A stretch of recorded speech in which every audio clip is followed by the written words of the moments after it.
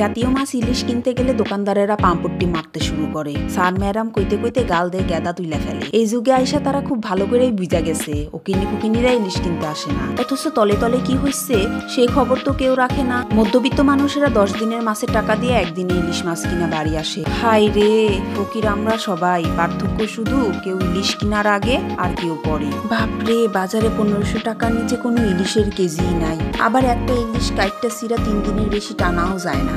কোনে যাবো কৌদিনই? বাংলাদেশের জাতীয় খাতার থেনে নাম কাটটা দেওয়া দরকার। আমাগরে জাতীয় মাছ আমরাই খাইতে পারি না।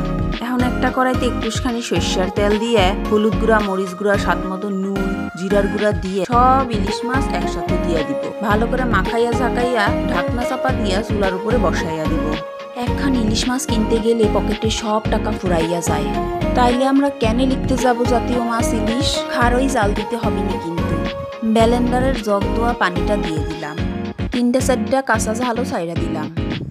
সামান্য লাড়াচাড়া কইরা ঢাকনা চাপা দিয়ে দিব। ইলিশ মাছের ঝোলটা ঘন হয়ে আসলে, তেল উঠা উঠা ভাব হয়ে আসলেই হয়ে গেল ইলিশের ভুনা ঝোল। কাঁচা ইলিশ মাছ বলে কেউ যেন আবার নাক ছিটকাইও না। ভুনা ঝোলের গন্ধে এখনই ভাত খাইতে ইচ্ছা হচ্ছে। এবারে স্বামীরে সোহাগ করে খাইতে দিচ্ছি। আদরের সুরে জিগাইলাম, কি রকম লাগতেছে? স্বামী আমার খাওয়ার ঠেলায় মুখে আওয়াজই করতে পারতেছে না, হাত তুলে দেখাইতেও কষ্ট হচ্ছে। এখনে আমি খাই দিনি কয়টা ভাত চইলা গেলাম।